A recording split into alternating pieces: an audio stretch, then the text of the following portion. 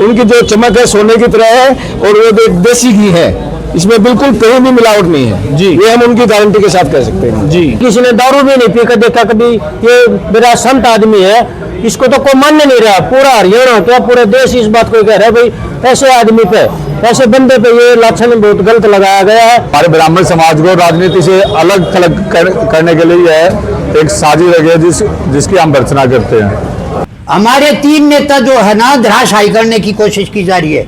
MP साहब हुआ करते रमेश कौशिक जी, उसको हमने AI का खेल मान लिया कि ये कोई आर्टिफिशियल जो है ना इंटेलिजेंसी का काम है। तो भी हमारे समाज का आदमी आगे बढ़ना चाहेगा तो ये सब राक्षस मिलकर उसको रोकने की कोशिश करेंगे। उस व्यक्ति को डिग्रेड नहीं किया जाता, पूरे समाज को डिग्रेड करने की कोशिश की जाती है। नहीं, कानून ने तो अपना काम करना ही है और इस मामले में जो भी जो तहरीर इनकी दी गई थी, तहरीर के अनुसार वहाँ पे जाके हम सोचेंगे। उन्होंने ये सोचना है कि एक्चुअल में ये लोग वहाँ पे थे या नहीं थे। नमस्कार दोस्तों, मैं विशाल वशिष्ठ आपका स्वागत करता हूं हमारे चैनल 12 पर। दोस्तों, मोहनलाल बडोली जी पर कुछ आरोप लगे हैं, उनका खंडन करने के लिए उनके विरोध में आज जो है ब्राह्मण समाज एकत्रित हुआ है सोनीपत में। सर, क्या कहना चाहोगे, क्या आरोप निराधार हैं? ये बिल्कुल निराधार है। मैं मोहनलाल बडोली जी को पिछले 25 साल से जानता हूँ। वो एक धर्म कर्म वाले व्यक्ति हैं। उनका इन चीज़ों से दूर दूर तक भी कोई वास्ता नहीं है। उनको एक जो ये दुष्प्रचार किया गया है, जो ये किया गया, उनको इस षड्यंत्र के तहत ये सारा किया गया है। इसमें जो भी दोषी है, हमारा समाज, सारा ब्राह्मण समाज आज इकट्ठा हुआ है यहाँ।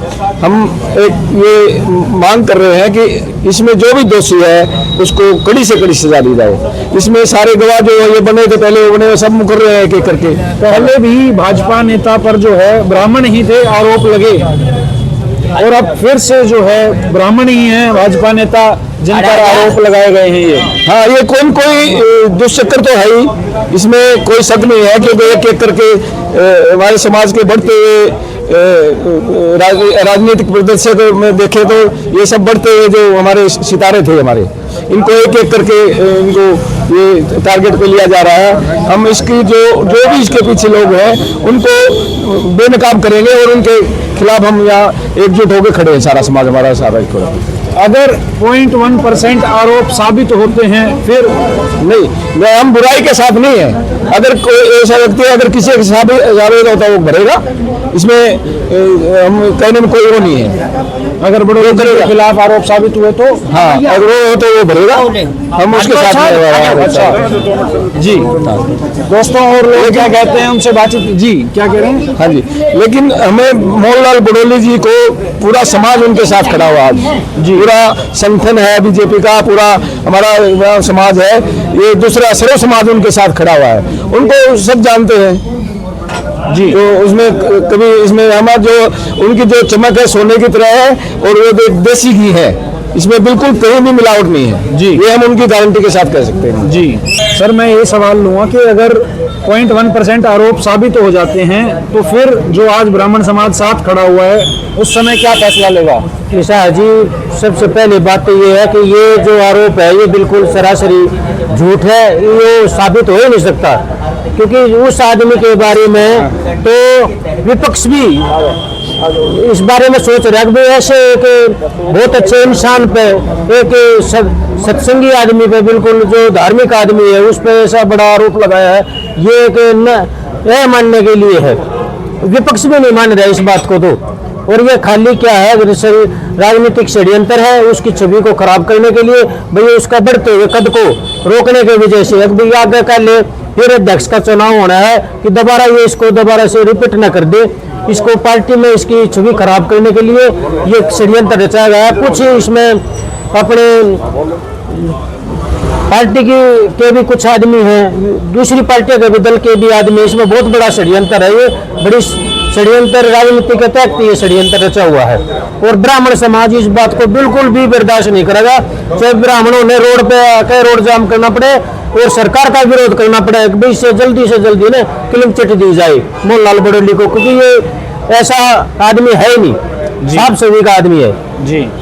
कभी किसी ने दारू भी नहीं पी कर देखा कभी ये मेरा संत आदमी है इसको तो कोई मान नहीं रहा पूरा हरियाणा क्या पूरे देश इस बात को कह रहा है भाई ऐसे आदमी पे ऐसे बंदे पे ये लाछन बहुत गलत लगाया गया है और राजनीति को इतने स्तर से गिरा दिया गया है कि इसमें कोई भी आदमी आने वाले टाइम में कोई शेप नहीं है भाई इतनी गिरी हुई राजनीति का शिकार ऐसे ऐसे आदमी हो जाएंगे तो आगे क्या भरोसा रहेगा क्या पता किसके साथ क्या घटना हो जाए तो इसको खंडन करता है पूरा ब्राह्मण समाज भाई आगे ऐसी कोई भी तो उसके बारे में को विरोध किया जाए। वकील साहब हमारे साथ हैं। वकील साहब क्या जो है कानूनी कार्रवाई रहती है जब भाई लड़की का मामला होता है और दुराचार का मामला है और जो है कद बहुत बड़ा है मोहनलाल बड़ोली जी का, ब्राह्मण समाज तो जो है खड़ा हो गया है और आप भी इस ब्राह्मण समाज के साथ आज यहाँ समर्थन में खड़े हैं, क्या कहते हैं? यह एक बहुत बड़ी साजिश है और इसमें एक ब्राह्मण समाज का नेता है जो ब्राह्मण समाज को इस राजनीति से दूर करने के लिए, क्योंकि हमारे जो बड़े नेता हैं मोहनलाल जी अध्यक्ष हैं अपने भाजपा के हरियाणा से और जो हमारे पूर्व अध्यक्ष थे रामविलास शर्मा उन पर भी आप देख रहे होंगे कि उन पर भी FIR हो चुकी है। ठीक है जी, हमारे ब्राह्मण समाज को राजनीति से अलग थलग करने के लिए यह एक साजिश है जिसकी हम भर्त्सना करते हैं जी। कानूनी कार्रवाई क्या होती है? हम पूरा हरियाणा का ब्राह्मण समाज ही नहीं, हम पूरे देश का ब्राह्मण समाज इसकी CBI जांच चाहते हैं कि इसमें कौन कौन इन्वॉल्व है। CBI जांच की जाए जी, CBI जांच की मांग करते हैं हम लोग। और अगर कुछ परसेंट 0.1% साबित हो जाते हैं आरोप, फिर मोहनलाल जी हमारे एक बहुत धार्मिक प्रवृत्ति के नेता है। आज तक वो सुबह उठते हैं तो पहले मंदिर में जाते हैं, वो नहा धो के पूजा पाठ करते हैं। वो कभी घर से पैर जब रखते हैं तो पूजा पाठ कर लेते हैं। ठीक है जी, सुबह सुबह मंदिर में जाते हैं। वो धार्मिक प्रवृत्ति के व्यक्ति हैं, वो ऐसा काम कर ही नहीं सकते। हम पूरा समाज उनके साथ खड़े हैं जी। दोस्तों, लोगों से हमने बात की, क्या उनके विचार हैं और लोगों के विचार आप तक पहुंचाएंगे। कानून जो है अपना काम करेगा, क्या कार्रवाई होती है अपडेट आपको देते रहेंगे। बने रहिए हमारे चैनल पर। सारे समाज ने इस बारे में इकट्ठा बैठ के एक सोच समझ के एक फैसला लिया है। इस फैसले के तहत हमने ये लिया है कि हमारे समाज को गिराने के लिए या हमारे जो नेता अब आगे बढ़ चुके हैं किसी भी कारण को दिखा के इनको डिग्रेड किया जाए या इनको धरातल में मिला दिया जाए। ये लोगों की साजिश है। कानून ने तो अपना काम करना ही है और इस मामले में जो भी जो तहरीर इनकी दी गई थी, तहरीर के अनुसार वहाँ पे जाके हम सोचेंगे। उन्होंने ये सोचना है कि एक्चुअल में ये लोग वहाँ पे थे या नहीं थे, ऐसे हुआ है या नहीं है। गवाहों के अनुसार इस प्रकार की उन्होंने ये बात कही है कि भाई इस प्रकार का कोई ना तो वहाँ मोहनलाल बड़ोली हाजिर थे और ना इस प्रकार की कोई हमारे सामने घटना घटित हुई है। राम की भगवान परशुराम की, भगवान परशुराम की। मेरे समाज के सभी बड़े बुजुर्गों को मेरा नमन, मेरे साथियों को नमस्कार। जैसा कि आप सभी को पता है आज हम किस विषय में यहाँ इकट्ठे हुए हैं। पिछले 4-5 दिनों से हम देख रहे हैं सोशल मीडिया के माध्यम से, अखबारों के माध्यम से कि हमारे समाज के अग्रणीय बड़े भाई मोहनलाल बड़ोली जी के साथ कुछ घृणित लोगों के द्वारा घृणित दुष्प्रचार किया जा रहा है। हम ब्राह्मण समाज उस चीज का खंडन करते हैं। मोहनलाल बड़ोली जी को अगर मैं अपने स्वयं की बात करूं तो पिछले 30 वर्षों से व्यक्तिगत रूप से जानता हूं।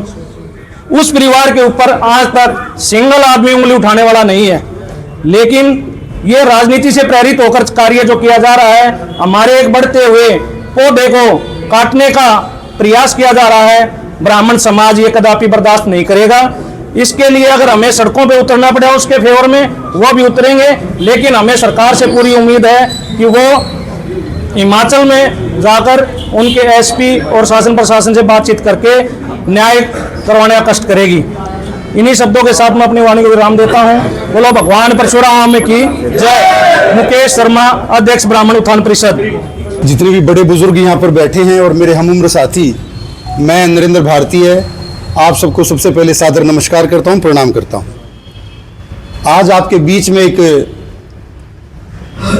विशेष कार्य के लिए आपके बीच में उपस्थित हैं और हम सब, हमारे समाज का एक व्यक्ति किसी मुकाम पर शिखर तक पहुंचता है, अपनी त्याग तपस्या अपनी ईमानदारी के बल पर वो उस शिखर पर पहुंचता है, अपनी मेहनत के बल पर वो उस शिखर पर पहुंचता है। लेकिन शिखर पर पहुंचने के बाद उस व्यक्ति को किसी न किसी तरह से साजिश करके उसको डिग्रेड करने की कोशिश की जाती है।